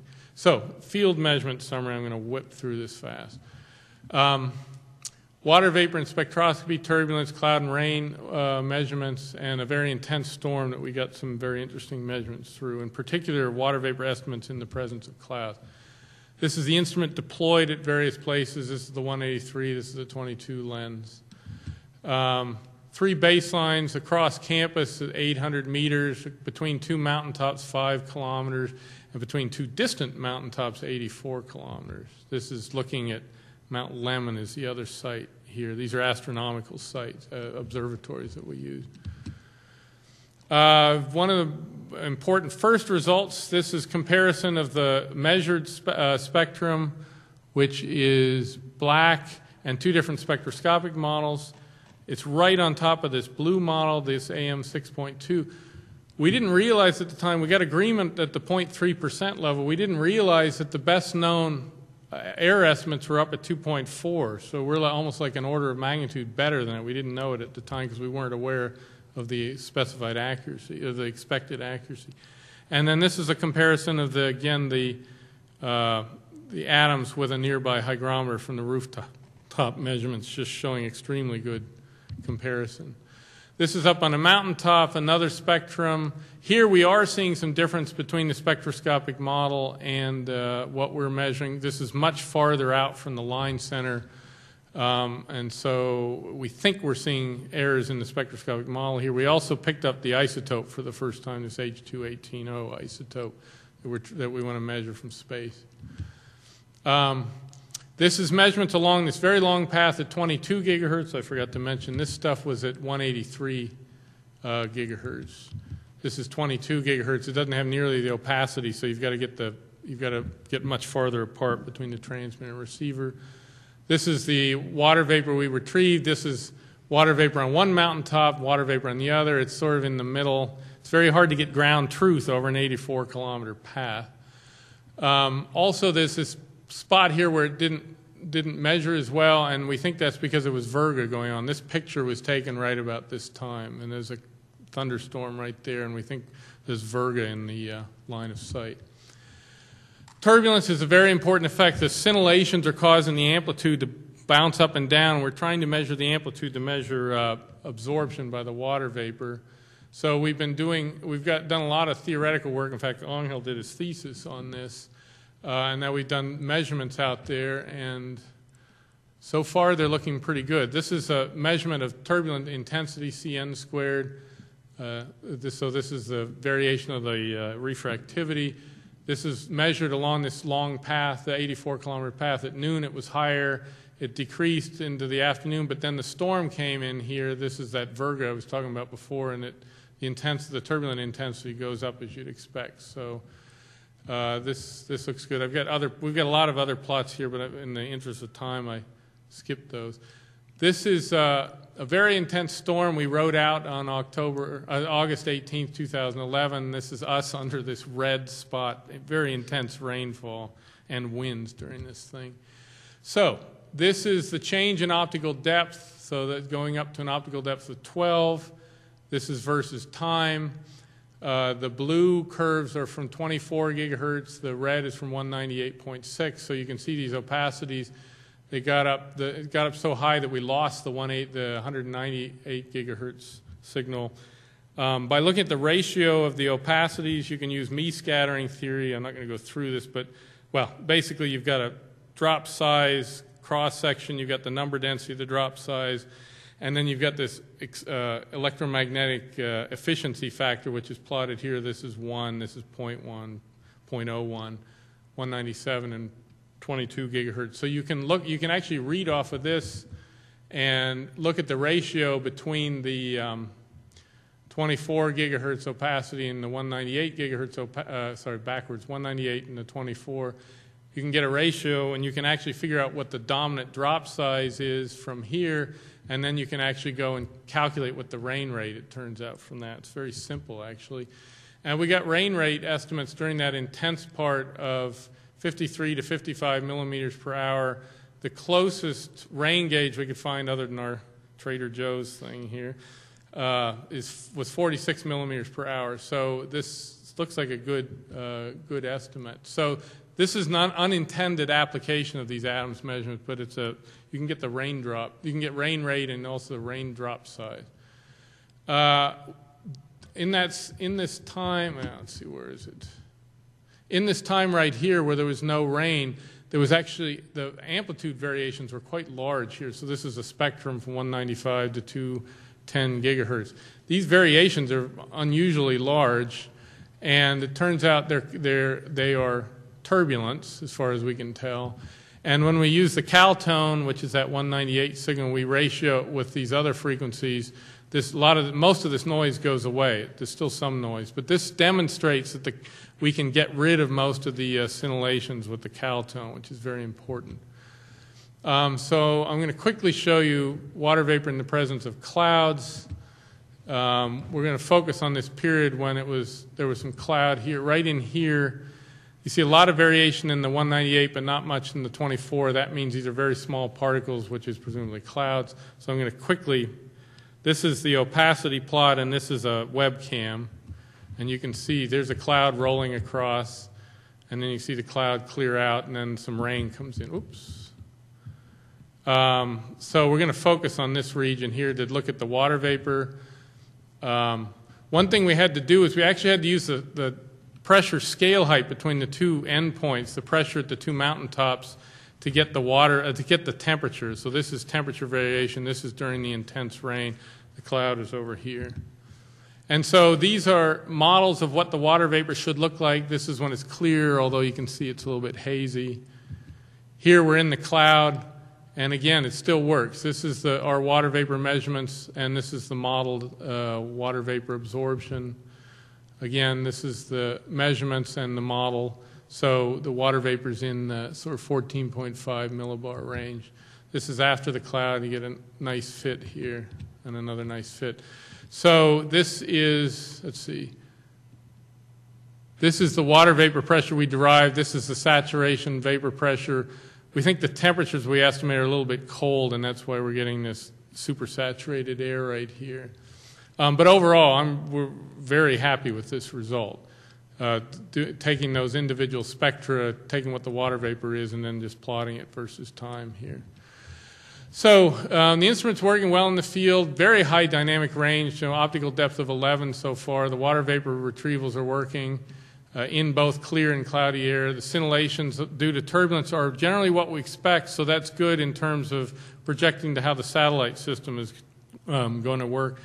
Also, it's a powerful ground tool for spectroscopy, drop size distribution, water vapor. We want to deploy it more for longer periods of time. We really want to get this aircraft demo so we can do rising occultations with these high altitude aircraft. We've got to change the optics design a bit, and we're trying to get more money from NASA and DoD to pull off those air-to-air demos. Okay. I think that's it. Okay. It's dead. I killed it. Okay. All right. Thanks, Rob. Given that we're a little bit over time, since we have the poster session, you might want to walk over and ask Rob some questions in the transcurse from here to there. If not, on behalf of Angel and Rob and myself, we thank you for coming to our session.